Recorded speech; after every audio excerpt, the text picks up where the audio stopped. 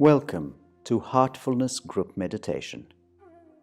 This meditation will be conducted by Heartfulness Guide Daaji.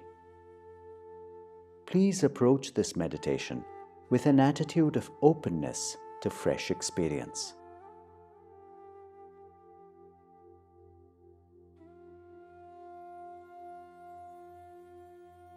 Heartfulness meditation is aided by a very subtle, transformative energy called pranahuti or transmission. Choose a place where you can sit quietly, relax, and meditate without being distracted. Turn off your phone and any other devices that may disturb you. Sit comfortably. You can sit cross-legged or in a chair. You can let your hands rest in your lap, lightly clasped. Let your eyes be closed gently. Let your back be upright, but not rigid. Feel free to change your posture during meditation if you feel uncomfortable. First, relax. Imagine healing energy from the earth entering your body from your toes. Let this energy slowly move upward from your toes, relaxing each part of your body, all the way to the top of your head.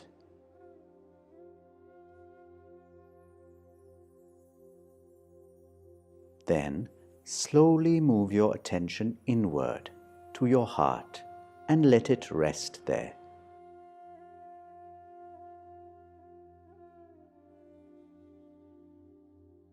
When Daaji says, "Please start meditation," have the thought that the source of divine light is already present in your heart and is attracting you from within.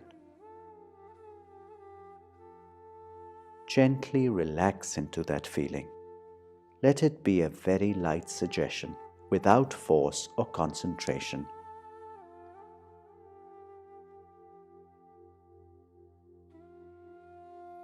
If you find your awareness drifting to other thoughts, don't fight them, but also don't entertain them.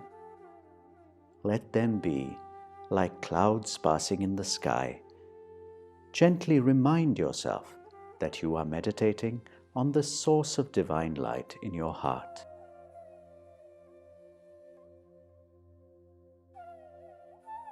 Be open and receptive to the transmission that is flowing into you. Allow yourself to become absorbed within.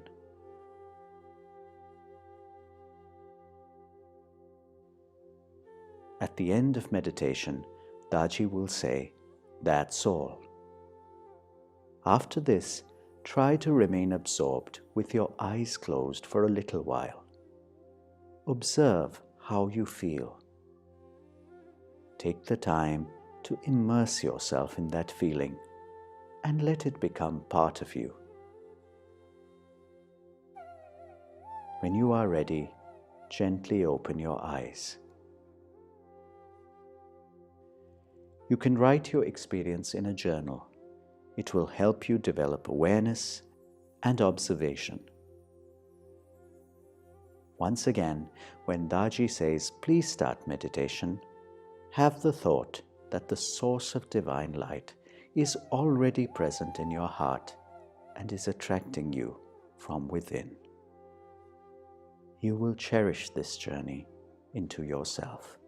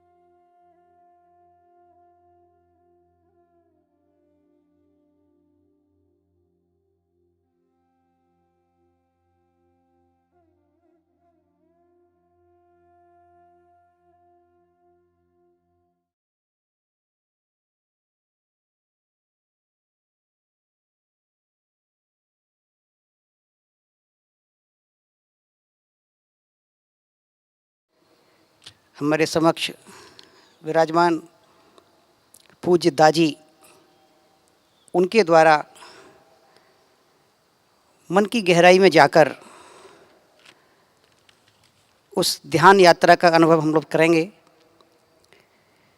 पूज्य दाजी हम सभी को एक इस यात्रा की ओर लेकर के जाएंगे। निश्चित रूप से हम सभी जिस कार्य के लिए आए हैं, उससे पूर्व यह ध्यान हमारे उस संकल्प को पूरा करने में और सहायक होगा। पूज्य दाजी गुजरात से अपना जीवन प्रारंभ करके और आज संपूर्ण विश्व में श्री रामचंद्र मिशन इसका नेतृत्व करते हैं। पूज्य दाजी के चरणों में प्रणाम करती है। उनसे अनुरोध है, कृपया हम सभी के मध्य इस संकल्प को पूरा करने में आशीर्वाद ध्यान के रूप में प्रदान करेंगे। पूज्य दाजी।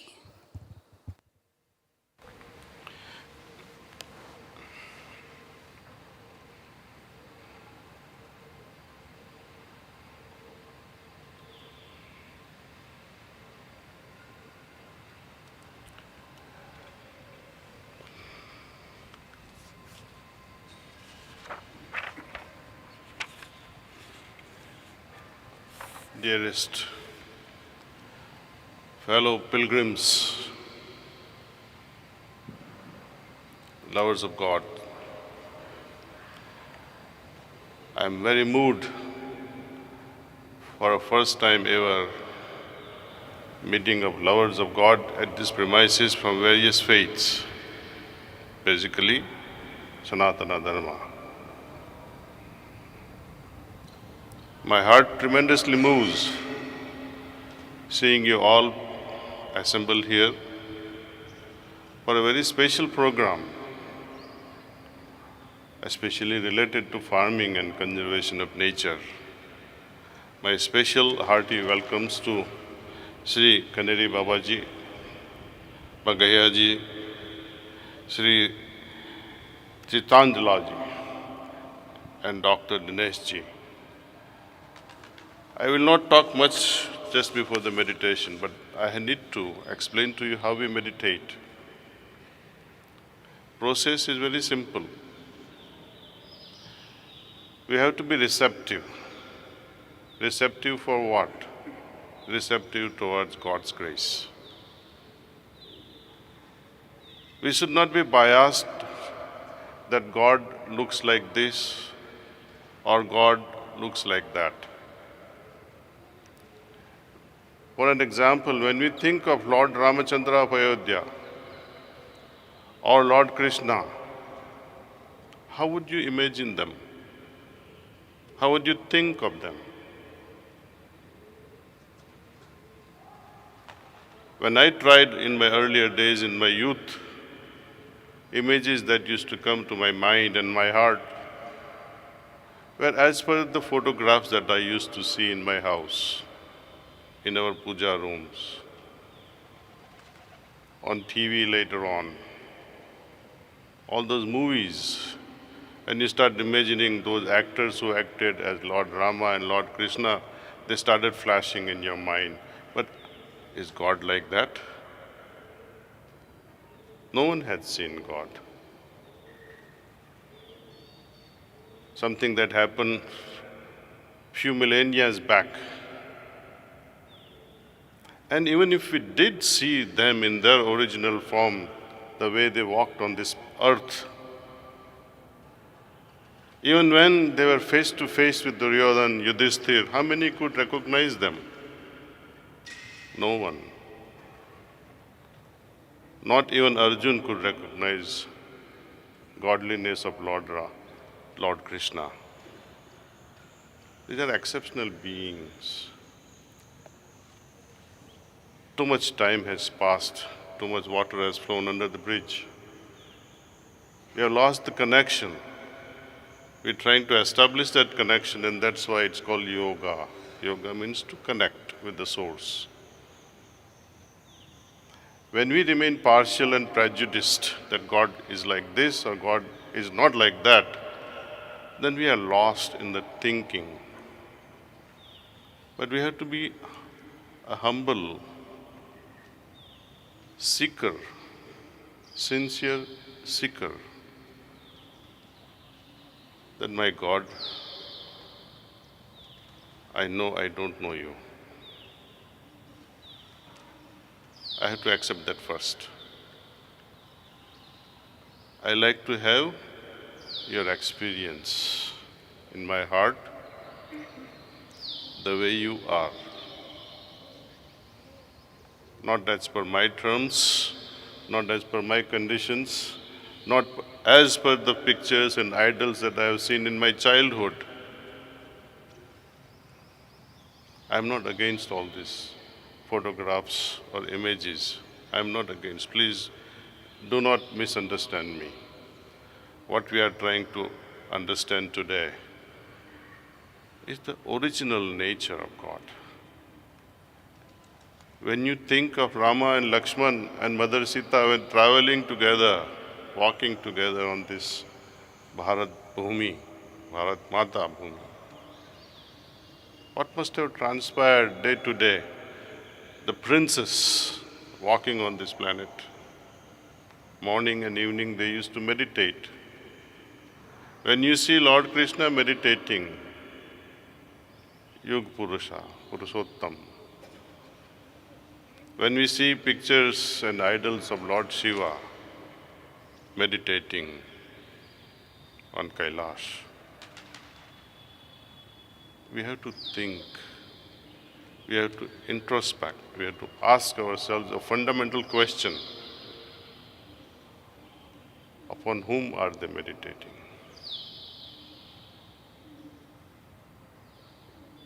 We have to look forward to that essence. We have to spread this message that let's go beyond the boundaries that divides one sect from the another sect. India is one, Bharat Bhumi is one. We have to be united. United in a different way, not in a divisive way. And that's what we all stand for. Bharat ek hai. The goal is one, every human being. But we don't realize what my goal is also. So we have a big task ahead of us. When we meditate, our approach should always be this: my Lord, please help me experience your presence in my heart. So with this attitude, let us sit and meditate, thinking that divine presence is already there in my heart. I need to just experience that and be one with it. That's all we need to do. Rest of the work is done by Guruji Maharaj, who transmits to us his love. We call it pranahuti. So I welcome you all to this experiential session of meditation. Okay. Let's begin, and it will take about half hour or so when we meditate.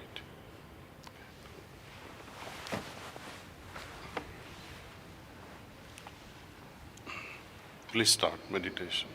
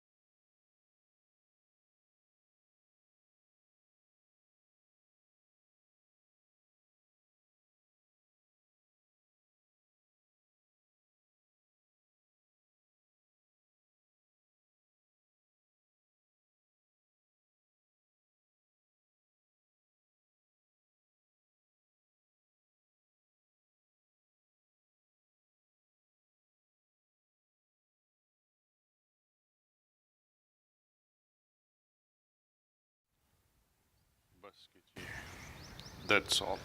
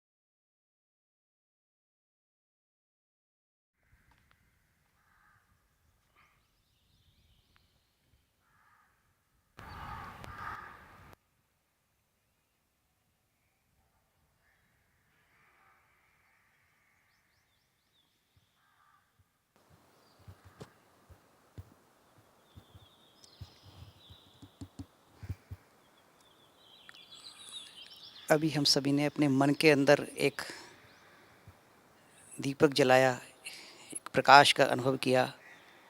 पूज्य दाजी से अनुरोध है कभी इस कार्यक्रम के लिए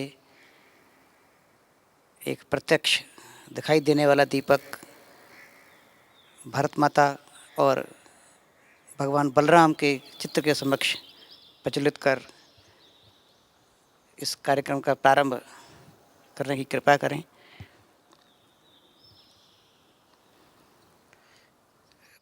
जी, माननीय भागैया जी, माननीय चिंताला जी, अनुरोध है कृपया आप भी इस दीप प्रज्वलन के पवित्र अवसर पर पूज्य दाजी के साथ सहयोग करेंगे। श्री जयराम जी से अनुरोध है कृपया आप भी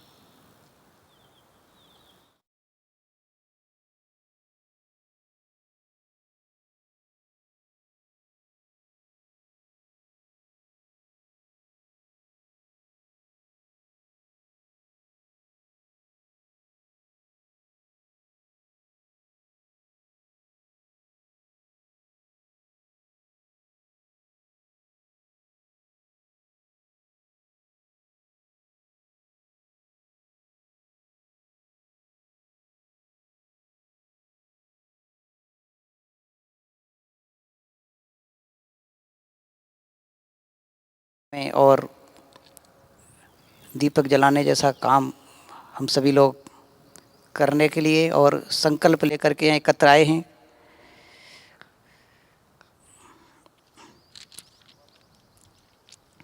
दीप ज्योति परम ज्योति, दीप ज्योति जनार्दन, दीपो हरतु मे पापम, दीप ज्योति नमोस्तुते।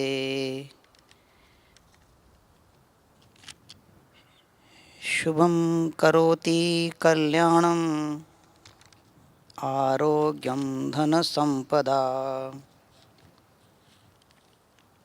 शत्रुबुद्धिविनाशाय, दीपज्योतिर्नमोस्तुते।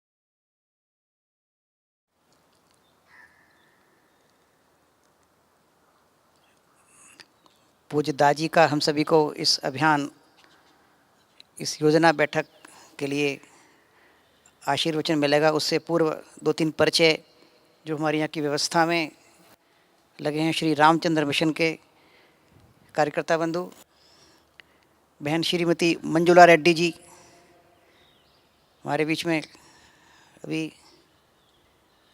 हैं तो अपने स्थान पर, बहन पीछे खड़ी हैं। ये सारी व्यवस्था जो हम सबको देखने को मिल रही है, इस कार्यक्रम के लिए सर्व व्यवस्था बहन रामचंद्र मिशन की वॉलंटियर मंजुला जी ने की है। कैप्टन विनीत राणावत जी सामने हैं हमारे। इस संपूर्ण आश्रम के प्रबंधक के रूप में हम सभी के बीच लगातार संपर्क में रहे और एक एक बारीक बात की भी चिंता की है। श्री गजेंद्र गौतम जी सामने खड़े हैं। ये आवास आदि की व्यवस्था श्री रामचंद्र मिशन के वॉलंटियर के नाते आपने यहाँ देखी है। श्री विनोद राव जी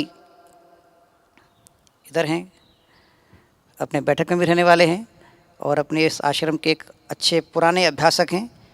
हमारी यातायात व्यवस्था, अन्य सारी बातें आपने देखी हैं। श्रीमान वंशी जी इधर खड़े हैं पीछे। आप इस पूरे रामचंद्र मिशन का जो अंतर्राष्ट्रीय अभियान है, इसके संयुक्त सचिव इस नाते संपूर्ण देखरेख की है आपने। पूज्य दाजी से अनुरोध है कि कृपया हम सभी के लिए मार्गदर्शन करने की कृपा करें। पूज्य दाजी इस अभियान के लिए। धन्यवाद, thank you.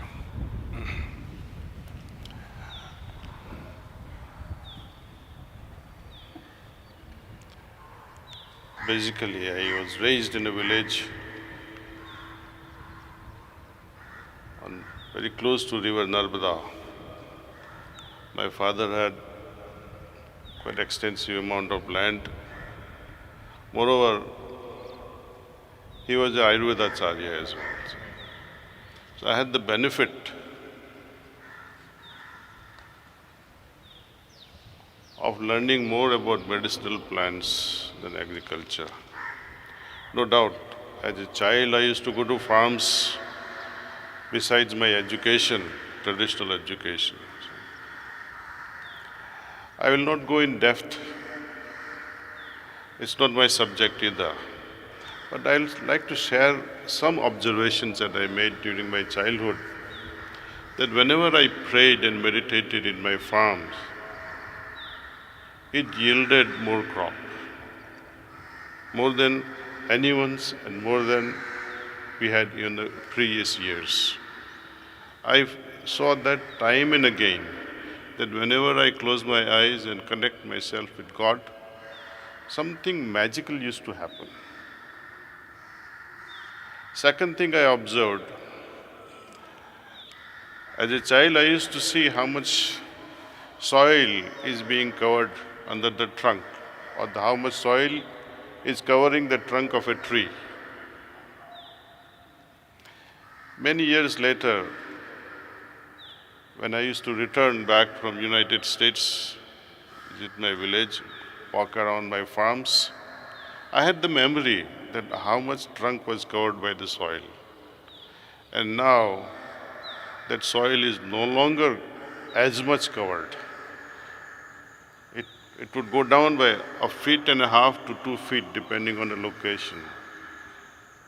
So much of erosion had happened within 15 years or 20 years. Erosion is everywhere. I'm in a pharmacy business. I used to run business. It's still going on in New York. But once I had to dig the pavement, the passage in front of our business. That passage was laid with concrete sometime in 1930s by the government. When we dig that concrete, just few feet of concrete, I found that there was a big gap between the bottom of the concrete and the soil. That was not explainable to my mind, that how could that happen? The entire soil is covered with concrete, and yet there is a gap of more than 9 inches between the lower part of the concrete and the soil. Then I remembered what I observed in my village, erosion. But then how can erosion happen something below the concrete? It's a slow drop by drop, as they say. Water is a very powerful thing. We have to use water wisely. Here, we have done many experiments, farm-related, agriculture-related. I'm also fascinated by how the trees respond to meditations. How when we sit with any tree, before we plant a tree, when we are reverential, when we are full of love, when we try to even so much that we want to hug this tree, so much of love comes from your heart, and you plant that tree, it will survive, it will grow faster.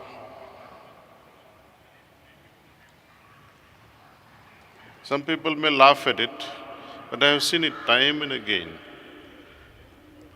Trees have immense capacity to heal us also. You can try, if you have any ailments, support your back with the trunk of a tree,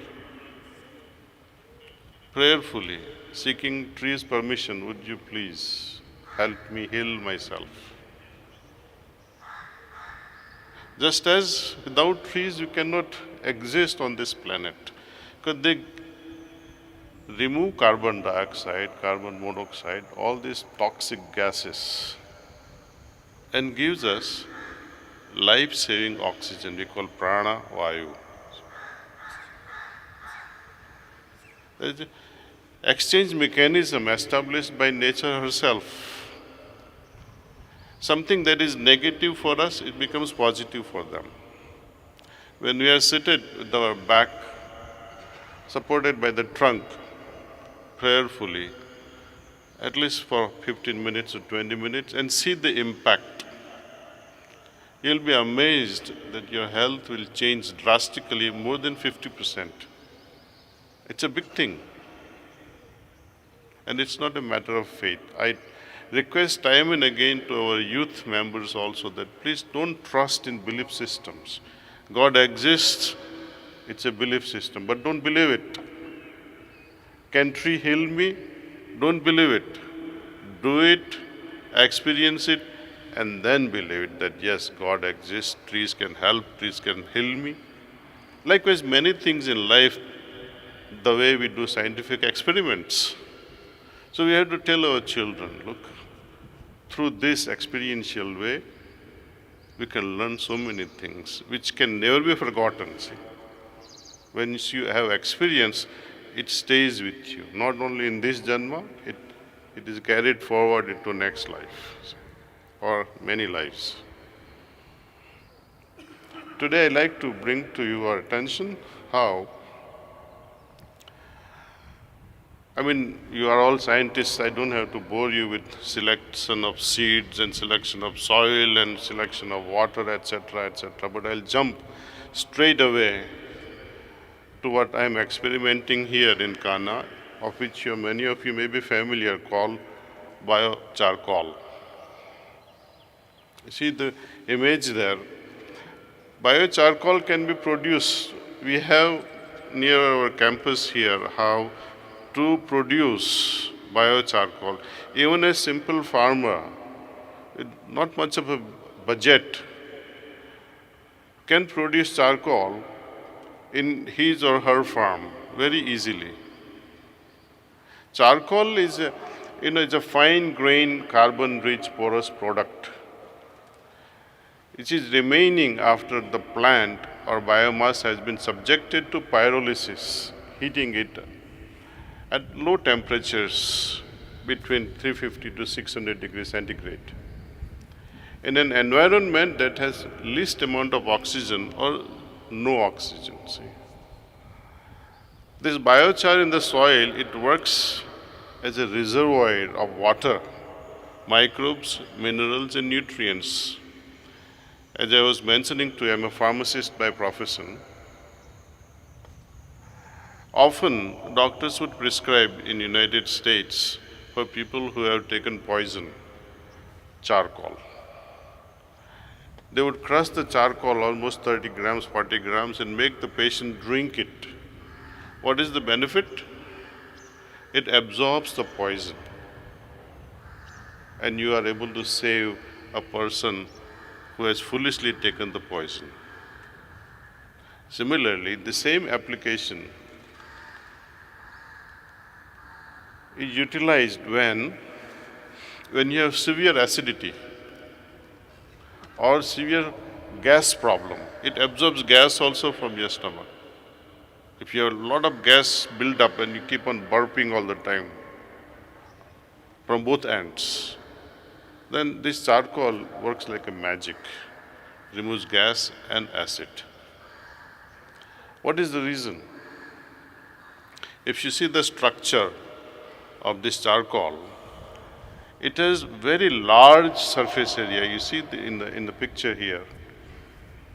There are intricate veins which are already produced by the organic material from which it has come, trees, right? Even from the leaves you can make charcoal, and you can see the fine imprint of the leaf veins. The surface area, considering the inner and outer and all those complex river-like structures inside, only 10 gram of charcoal is equivalent to the surface area of 1 acre of land. So you can imagine how much it can store in itself. It stores water. It can store enormous amount of nutrients. It can also store all kinds of microbes, beneficiary microbes. It can also store and create a web of mycorrhiza growing within. You can see from the chart what all it can do. It can also increase the pH. It can also reduce the methane emission, almost 100%, nitrous oxide. And it softens the soil. It's a big thing to achieve. I'll go to the next slide and show you. Go further, please. This is how you can mix it. See, the surface soil, you can take the same soil or mix it with compost. If you mix 20% to 25% of this biocharcoal that you have produced it yourself, mix it thoroughly, and on each path where you are planting, you can slowly increase the area of spread. Okay. This is an example. There are 4. This is what we call pigeon grams, or what we call tur dal, right? Effect of using biochar plus fertilizer, organic of course, fertilizer alone, and nothing at all. No fertilizer, no charcoal. You can see the yield there, see. In the first category, the biochar was 6 tons per hectare, plus recommended amount dose of fertilizer, RDF. In the second category, only the RDF. In the third category, some fertilizer, recommended dose of that. And the fourth category, the control without anything. I have seen here in my kitchen garden also, within 1 month, I could see the results on potatoes, tomatoes, lasun, we call garlic, onions. They drastically changed. Something that you would not expect in this soil. This soil, if you had seen it before 2015, you cannot believe. And if you like to see the example of this landscape, just go outside this property, then you will know the nature of the soil. But human intervention, we can change a lot. We have also started with fruit trees, especially with deep root irrigation, which you will be able to see later on when you go out on a tour of this place, how charcoal is also being made. Most farmers, they end up burning their wheat hays or the rice hays or tur hays, whatever.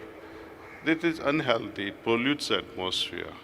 But if we train the farmers that you can do the partial burning under a controlled temperature, you dig a pit, throw all these things in there, lit it up and put a seed on top. Within 8 hours or 9 hours, you'll be able to get the charcoal. See, there are 3 methods. One is the pit method.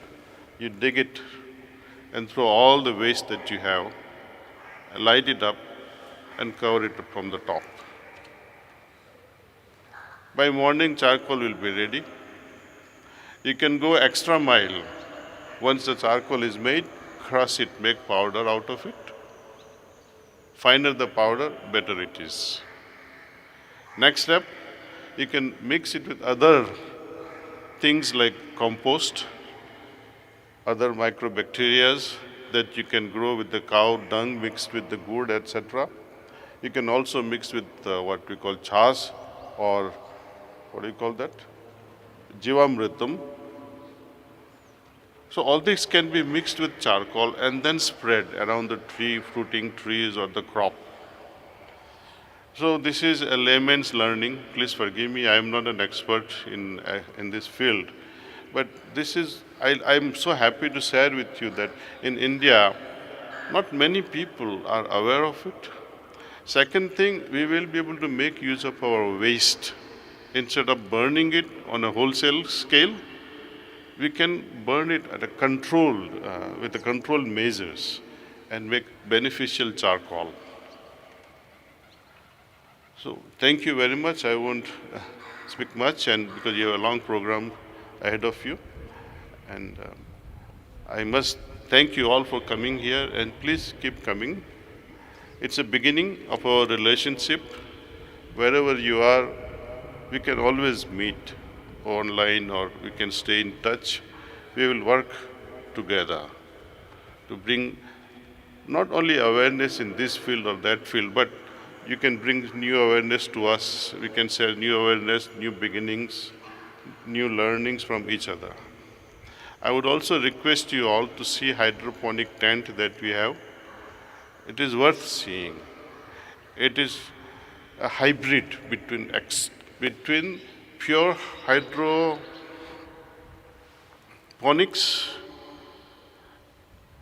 and normal traditional farming. It's a hybrid, which you can easily adopt in an Indian landscape. Dr. Reddy will be dealing with you on that later on. Okay. So, thank you once again. Thank you. My pranams to everyone. See you all again very soon. Okay.